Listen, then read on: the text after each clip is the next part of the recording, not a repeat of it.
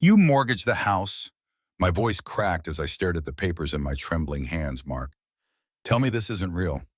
He didn't answer. Instead, he sat slumped on the couch, his head in his hands like a child caught doing something unforgivable. The silence stretched on each second, feeling heavier than the last. I clutched the documents tighter, my vision blurring as the words danced on the page line holder. First Capital Mortgage. Outstanding balance 200,000. My name is Karen Bennett. I'm 42 years old, a nurse and a mom to two incredible kids. Mia and Dylan, who are 10 and 13 for most of my life. I've been the steady one, the rock, the person everyone else could lean on. My days start before sunrise juggling school drop-offs, 12-hour hospital shifts, and the never-ending list of things to do when you're running a family. Mark and I have been married for 15 years, and though it hasn't always been easy, I thought we were in this together. We weren't perfect, but we had trust, or so I believed. I handled the day-to-day finances while Mark managed the bigger picture stuff, like taxes and insurance. I never thought to question him, never imagined he could keep something like this from me. Until now, it all started when I found a letter buried under a pile of unopened mail. I'd been cleaning the kitchen after dinner, grumbling to myself about how Mark always seemed to let the paperwork pile up. I almost threw it away, assuming it was junk, but something about the envelope made me pause. The logo for First Capital Mortgage was embossed on the corner, and my stomach dropped as I ripped it open. The words hit me like a punch to the gut. Our home, the house we'd worked so hard to buy, the place where our kids grew up, was collateral for a loan I didn't know existed at first. I thought it had to be a mistake. Mark would never do something like this. But as I combed through the details, the sinking feeling in my chest turned into a storm of dread. It wasn't a mistake. He'd done this, and he hadn't told me. By the time I confronted him, my mind was racing with questions. Questions: how could he keep this from me? How could he put our home, our kids' security at risk? Mark barely looked at me as I waved the papers in front of him, demanding an explanation. "It's not what you think," he mumbled, finally, his voice barely audible. "Then tell me what it is," I snapped, "because from where I'm standing, it looks like you mortgaged our house without telling me. Do you have any idea what this means, Mark? Do you even care?" He let out a long, shaky breath before looking up at me. "I didn't have a choice, Karen. I was in a tight spot. I froze a tight spot. What kind of tight spot could possibly justify this?" He hesitated, and in that moment, I knew the late nights, the constant excuses about why he couldn't make it to Mia's soccer games or Dylan's school plays. It all clicked into place. My voice was barely above a whisper when I asked, "It's the gambling, isn't it, Mark?" Silence was all the confirmation I needed. We'd been down this road before, years ago when Dylan was a baby. Mark had lost a chunk of his paycheck betting on college basketball games, and I'd caught him when our credit card bill was higher than usual. He swore it was a one-time mistake, that he'd never do it again. And I believed him, because that's what you do when you love someone. You believe them even when you shouldn't. But this wasn't a credit card bill. This was our house, our lives. "How much?" I asked him, my voice cold, Karen. "How much, Mark?" "About 100,000, he admitted, his eyes fixed on the floor. "I thought I could pay it back before it got this far. I just needed some time." 100,000. I felt like the air had been sucked out of the room. How could you do this?" I whispered, tears stinging my eyes. "How could you put us at risk like this?" "The kids of Mark, what happens to Mia and Dylan? If we lose the house," he reached for me. But I stepped back, shaking my head. "I didn't mean for it to go this far," he said. "I swear I'm going to fix it." But I didn't believe him, not this time. That night, I lay awake long after Mark had fallen asleep on the couch. My mind was spinning, my emotions, a whirlwind of anger, fear, and betrayal. I thought about the kids, about how I'd have to shield them from this mess while figuring out how to keep our lives intact. I thought about the years I'd spent trusting Mark, the blind faith I'd placed in him, and how it had all led to this. By the time the sun started to rise, I'd made a decision. I couldn't wait for Mark to fix this. I had to take control for my sake and for the kids. The days after discovering the mortgage felt like living in a fog. Mark and I barely spoke. Our conversations reduced to clipped exchanges about the kids, or whose turn it was to take out the trash. Every time I looked at him, I felt a wave of anger and betrayal rise in my chest. How could the man I trusted with everything gamble away our future?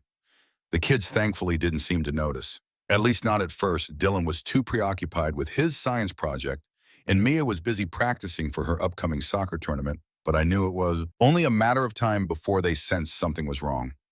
Mark had always been the fun parent, the one who stayed up late playing video games with Dylan, or let Mia paint his nails during their spa nights lately. Though he'd been distant, distracted, and I could see the confusion starting to creep into their eyes one evening after putting the kids to bed, said, I finally broke the silence. We can't keep doing this, Mark. I said, my voice low but firm. The mortgage, the debts, the gambling. It's too much. You need help. He sighed, rubbing his face with his hands. I told you, Karen, I'm handling it. No, I snapped, slamming the dish towel onto the counter. You're not. You've been handling it for months, and look where that's gotten us. If you were handling it, we wouldn't be on the brink of losing our home. His face twisted into a grimace. What do you want me to do? Quit my job? Sell my car? I'm doing the best I can. Your best isn't good enough.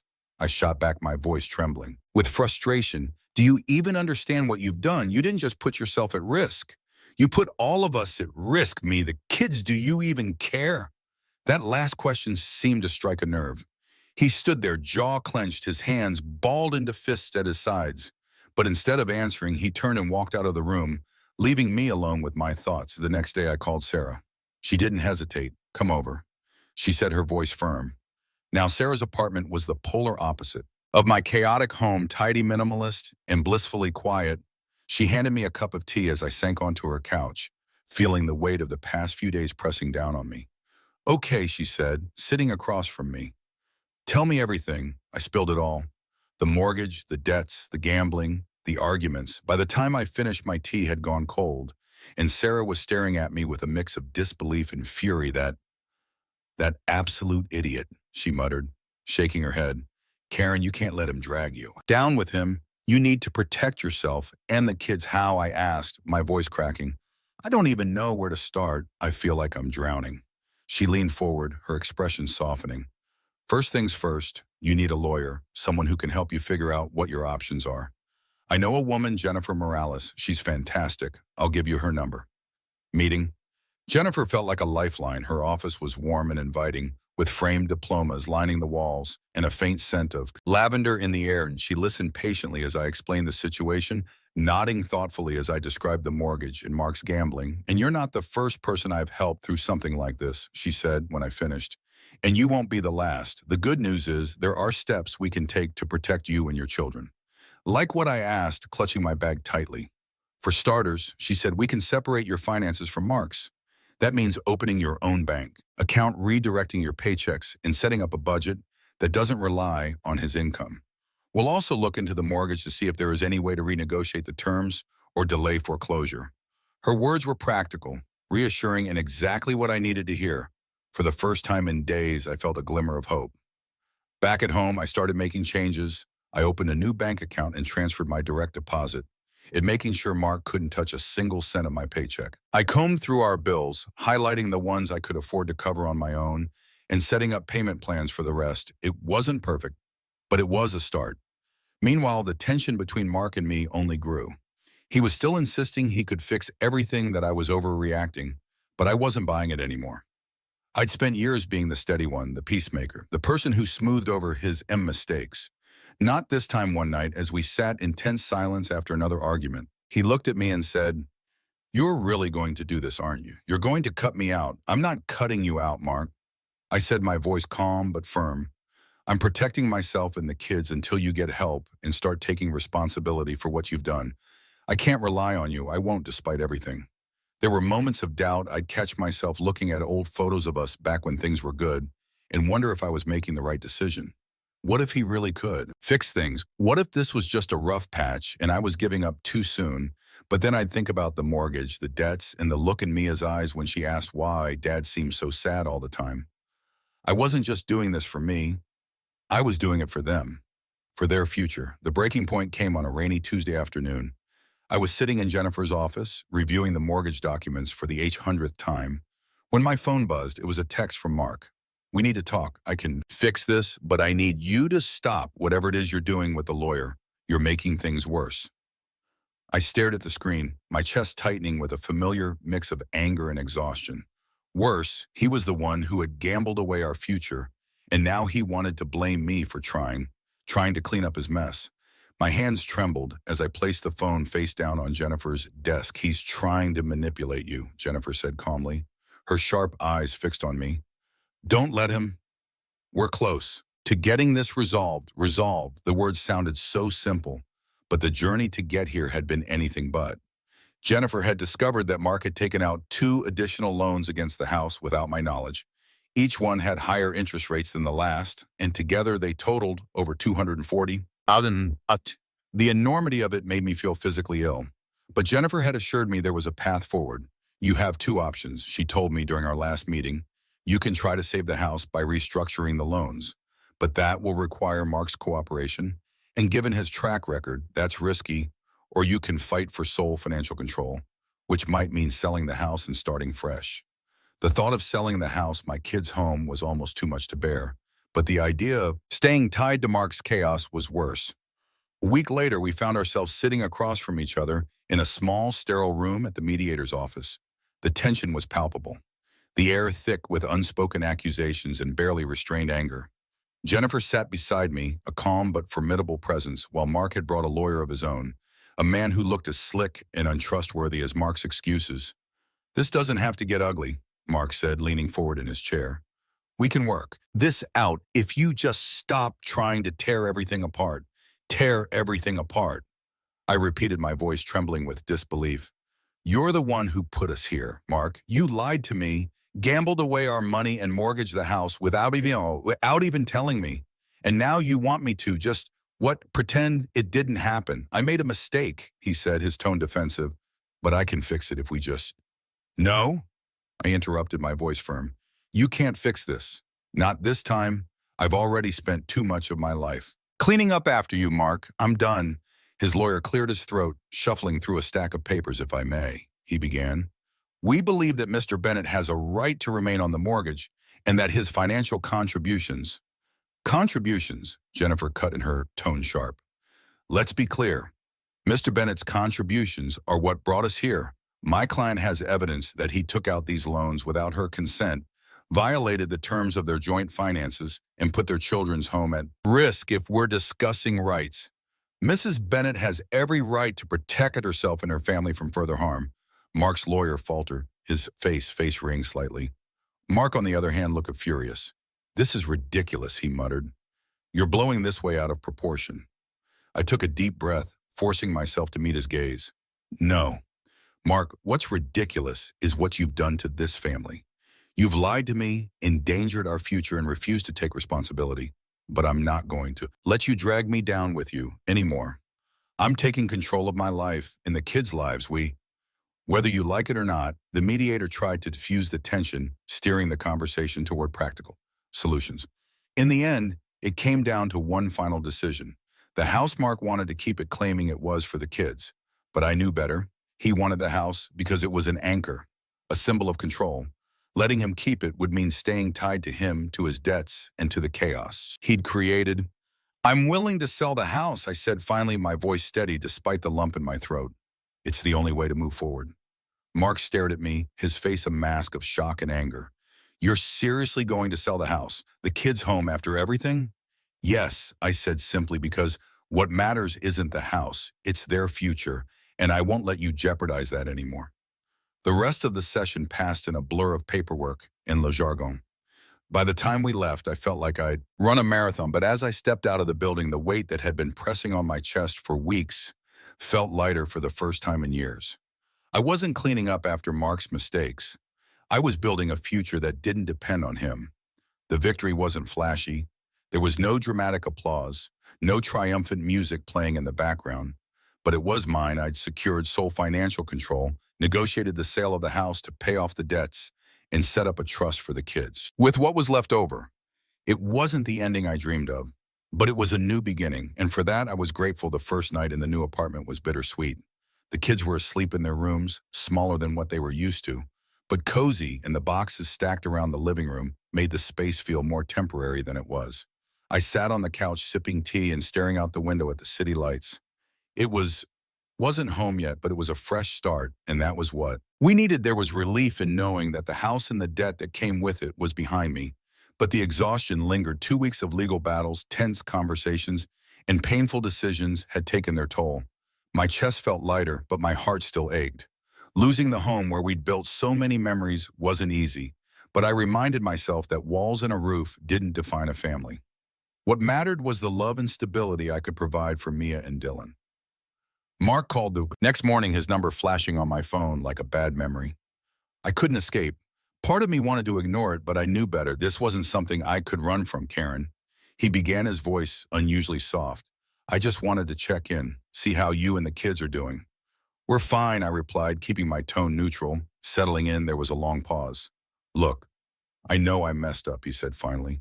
I've been thinking a lot about everything, and I want to make it right. I want us to try again. His words felt like a punch to the gut for a split second. I felt the pull of old habits. The part of me that always wanted to fix things to smooth over the cracks and make everything okay. But then I thought about the mortgage, the lies and the chaos he'd brought into our lives. I thought about the tears I'd cried and the strength it had taken to move forward. I can't do that, Mark, I said, my voice steady. Not this time, Karen, please, he said, his tone desperate. I can change, then.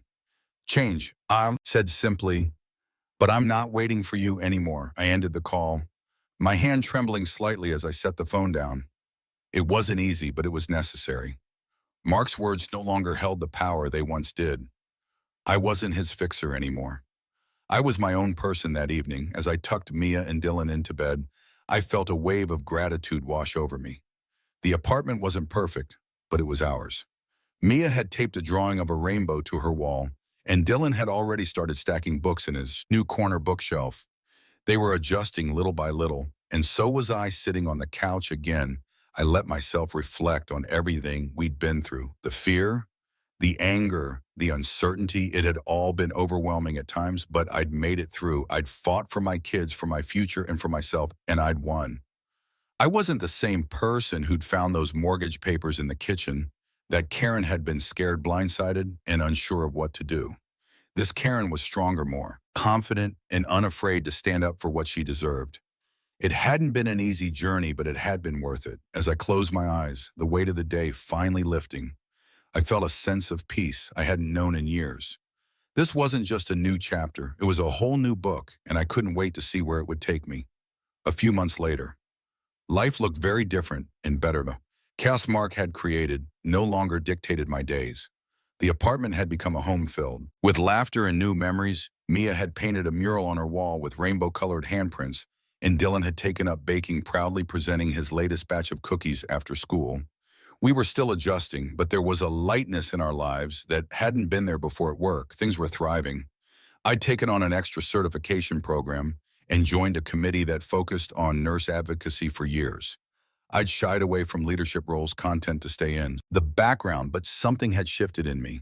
I found myself speaking up more, sharing ideas and pushing for changes that I knew would make a difference. My manager even hinted at a promotion, something I would have dismissed as impossible a year ago. Now, it felt like a natural next step. The biggest change, though, was in how I saw myself for years. I'd defined my worth by what I could do for others, how I could fix their problems, or hold things together when they fell apart. Mark's betrayal had forced me to see that I couldn't always be the fixer. Sometimes the most important thing I could do was protect myself and my kids, even if it meant letting go of things I'd once held on to so tightly. I was no longer afraid to set boundaries or say no. When Mark called again, asking to visit the kids, I told him we needed clear agreements in place first. I'm happy to work with you, I told him, but only if it's consistent and healthy for the kids. The old Karen might have wavered, but this Karen knew her worth. His response, a grumbled fine that I could tell, annoyed him, but he didn't push back. That alone felt like a victory. One Saturday morning, Sarah came over with coffee and muffins, her version of a celebration to the new Karen. She said, raising her cup in a mock toast. Look at you living your best life, I laughed, shaking my head. It doesn't feel like my best life yet, but it feels solid. Peaceful, that's because you're finally putting yourself first, she said, giving me a pointed look. About time, don't you think? I smiled, the truth of her words sinking in. It was about time. For years I'd let myself get lost in everyone else's needs and expectations. Now I was learning to trust myself, to advocate for what I wanted, and to believe that I deserved a good life, not just for my kids, but for me. That evening, as I sat on the balcony with a glass of wine, watching the sun dip below the horizon, I let myself feel proud, Proud of the battles I'd fought and the ones I'd chosen to walk away from. Proud of the life I was building, not the life I'd planned, but one that felt honest and real. The road ahead wasn't perfect, and I knew there would be challenges, but finally I felt ready for them. This was my life, reclaimed and rebuilt, and it was just getting started. Hey, there, did you like the story? If you did, don't forget to hit the like button and subscribe to the channel. It helps us a lot and makes sure you won't miss out on more great stories we share here. Thank you for watching, and we'll see you in the next one.